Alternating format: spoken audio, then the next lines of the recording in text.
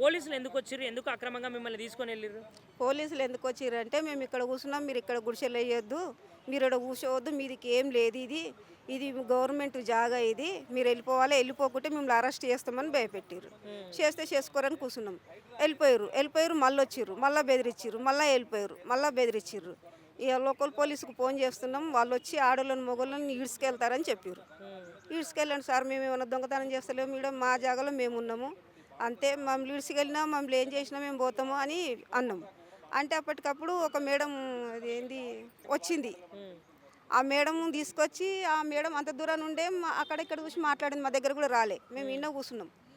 ఆ తర్వాత ఏం చేసిండ్రు, లేడీస్ పోలీస్కు బాయ్స్ పోలీస్కు పిలిపించారు. బాయ్స్ గుంజుకుపోయారు. ఆయన ఎవరు, ప్రభాకర్ సారు, సిఐ సారు, ఆయనతో పాటు ఇంకా వచ్చేసి మగ పిల్లలను జబర్దస్తి గుంజుకుపోయారు.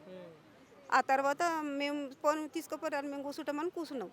కూర్చుంటే మీరు మారం చేస్తారని చెప్పి మేము లేడీస్ పోలీసుని పిలిపిస్తే సైస్ అని లేడీస్ పోలీసుని పిలిపించి మా ఆడోళ్ళను కూడా రెక్కలు పట్టి సెల్లులు పట్టి, ఓ పిల్లుంది పాప, నిన్న ఉన్న పాప, ఆ పాప దగ్గరికి వెళ్ళి అయితే వాళ్ళు సెల్లు ఇట్లా ఆ పిల్ల పట్టుకుంటే ఇట్లా గుంజుకున్నారు.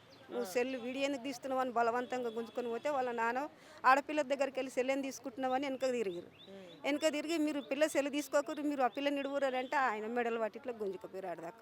అంటే దౌర్జన్యంగా ఏమైనా కొట్టే ప్రయత్నాలు ఏమైనా చేసిరా? ఇంకా ఆయన నోట్లకి వెళ్ళామన్నట్టు కొడుతురు ఆ టైంకు. ఆయన ఇంకా కాము కూకొని పోయిండు ఇంకా భయపడి. అంటే మీ మీద ఏమైనా ఆగాయిత్యం చేసిరా? ఆడ పోలీసులే కానీ లేదంటే మగ పోలీసులే కానీ? గుంజుకుపోయారు సార్, గుంజుకుపోయారు. బలవంతం చేస్తాం మీరు ఇట్లా చేస్తే, మీరు పొమ్మన్నప్పుడు పోతేనే మంచిది ఇడికెంచి, లేకుంటే మేము గుంజుకపోతాం అని బెదిరించారు. గుంజుకపోయారు, ఇడ్చుకుపోయారు, ఆఖరికైనా గుంజుకుపోయారు. ఇగో ఈమెను ఎక్కిచ్చారు పోలీసులు. ఓకే.